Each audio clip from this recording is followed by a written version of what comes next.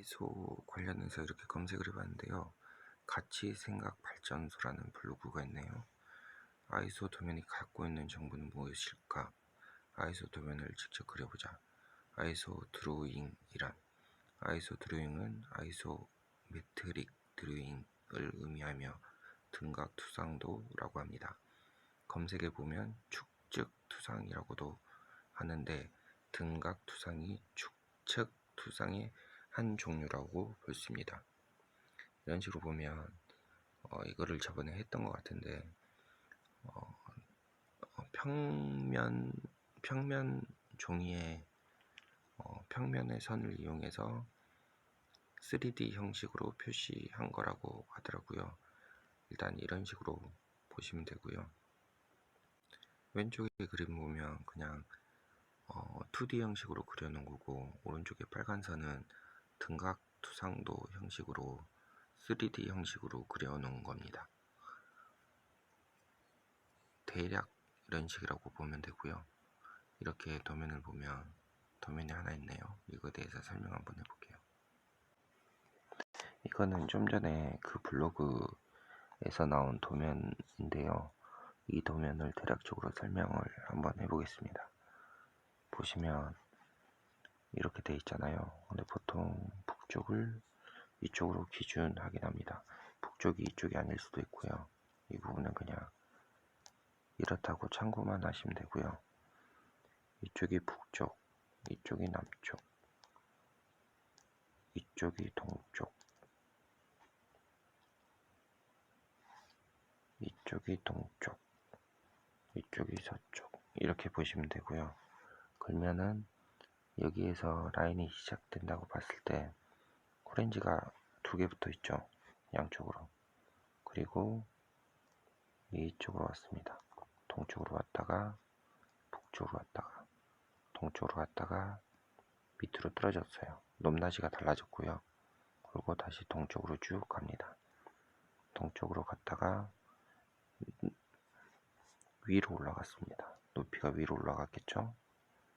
올라갔다가 남쪽으로 갔습니다. 다시 올라갔다가 북쪽으로 갔습니다. 이런 식으로 동서남북을 생각하면서 그림을 하나씩 봐주면 되고요. 이걸 보면서 전선이나 철사 같은 걸로 클립 같은 걸로 펴가지고 한 번씩 접어보시면 금방 이해가 됩니다. 이 부분 같은 경우는 이렇게 올라왔다가 정각으로 안 갔잖아요. 이 부분에 30도 이런 표현이 있잖아요. 보통 정각으로 가면 이렇게 정확하게 이렇게 표시가 되는데, 이 부분에 이런 식으로 해가지고 30도 이렇게 표시가 됐으니까 이렇게 30도로 꺾였다는 부분이라서, 지금 이쪽은 북쪽이잖아요. 북쪽으로 이렇게 정확하게 간 게 아니고 약간 틀어졌다고 보면 됩니다. 이 부분은 이런 식으로 대략적으로 생각을 하면 되고요. 만약에 이게 안 된다고 생각했을 때 우선 이거부터 제작을 해주면 돼요.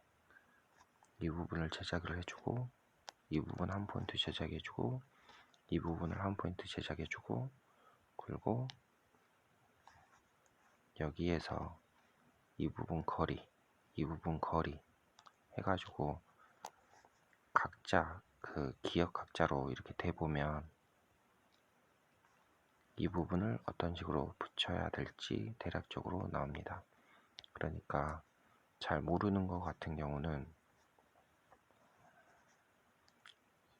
이렇게 돼 있잖아요. 이 부분을 모르는 경우에는 이 부분을 제작하고, 이 부분을 제작하고, 여기 붙는 부위는 나중에 하면 돼요. 나중에 붙여주면 각이 어느 정도 딱 보이거든요. 이 부분을 나중에 해주면 딱 보입니다. 어차피 아이소 라인을 제작할 때는 이거를 이렇게 붙이고 붙이고 이렇게 차근차근 해나가는 게 아니잖아요. 예를 들어서 이렇게 한 포인트 1번 이렇게 만들고, 이렇게 2번 이렇게 만들고, 이렇게 3번 4번 5번 이렇게 만들고, 이렇게 한 개 만들고, 이렇게 한 개 만들고, 보통 수풀이라고 해서 한 가닥 한 가닥 이렇게 만들잖아요. 그럴 때 만들 때 그런 식으로 생각하시면 어떨까 싶습니다. 그래서 보통 처음에는 아이소를 확인하고, 처음에는 아이소를 확인은 안 하고 플랜을 봅니다. 플랜을 전체적으로 그냥 대충 한번 봐주고, 그리고 P&ID도 한번 훑어줍니다. 그리고 중간중간 그 다음에 세세하게 볼 때는 아이소로 봐주고요. 그렇게 보게 되면 현장에서 용접 포인트라고 하죠. 그러면 여기 한 포인트, 한 포인트, 한 포인트, 한 포인트, 이렇게 한 포인트 가고, 이 부분이 6,000이 넘을 경우에는 여기가 뭐 7,000이면 중간에 한 포인트 이렇게 잡아주면 되고요. 여기 한 포인트, 한 포인트, 한 포인트, 한 포인트, 한 포인트, 한 포인트, 한 포인트씩 잡아주면 됩니다. 후렌즈가 다 붙으니까 후렌즈마다 용접 포인트가 하나씩 있잖아요. 이렇게 다시 해볼게요. 이렇게 된다고 생각했을 때 이제 오렌지부터 시작하니까 그 번호를 먹여준다고 했을 때는 플로우가 어떤 식으로, 플로우 표시가 없거든요. 보통 이런 식으로 물이든 뭐든 제품이든 들어가면 이런 식으로 흐른다, 그 표시가 있어요. 그러면 플로우 방향으로 포인트를 먹여주면 돼요. 그러면 여기 1번, 여기 2번, 여기 3번 이렇게 생각을 해볼게요. 브러쉬가 두꺼우니까 번호는 안 좋고요.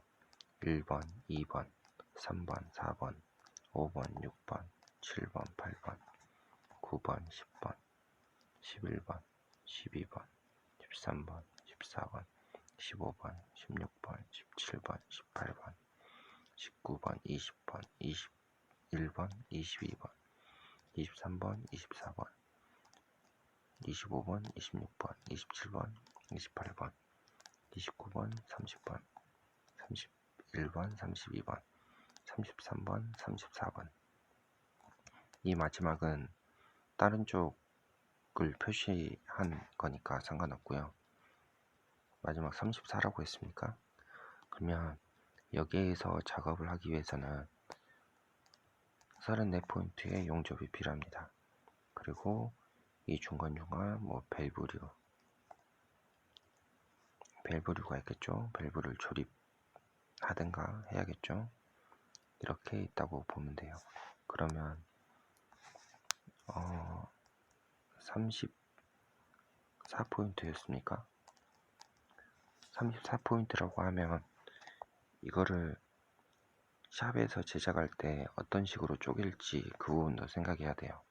그러면 아까 좀 전에 얘기했던 것처럼 이런 식으로 한 개 만들고, 이런 식으로 두 개 만들고, 중간중간 단관 만들어주고, 이런 식으로 하나 만들어주고, 이런 식으로 하나 만들어주고, 이런 식으로 하나 만들어주고, 이렇게 해주면 됩니다.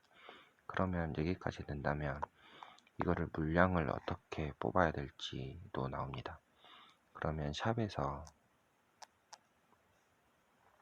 총 34포인트 중에 샵에서 보통 60%에서 70%는 샵에서 작업을 할 수 있거든요.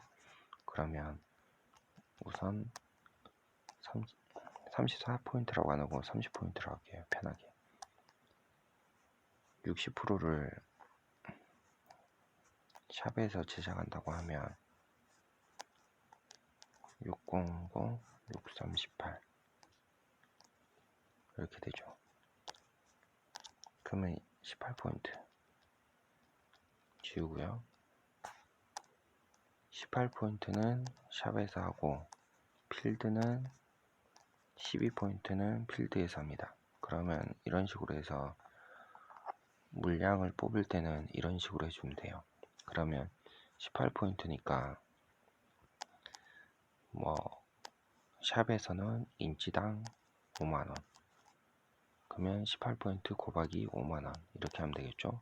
현장 포인트는 인치당 10만원, 인치당 뭐 8만원 하면 12 곱하기 8만원 이렇게 해주면 현장에서 물량, 인치당 물량을 이 정도 금액으로 잡으면 되겠다. 그러면 그거를 합하면 견적이 나오겠죠. 이런 식으로 대략적으로 얘기했는데 이런 식으로 하고요. 보통 그렇고요. 만약에 이 부분이 높다, 뭐 비계를 쌓아야 된다. 그러면 여기서부터 여기까지 거리가 나오니까 비계를 이런 식으로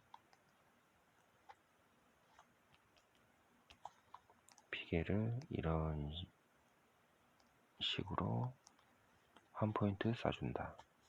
여기도 한 포인트 쏴준다. 뭐 이런 식으로 비계 작업은 2포인트가 들어가겠네. 뭐 이런 식으로 생각을 해주면 됩니다. 여기까지 하겠습니다.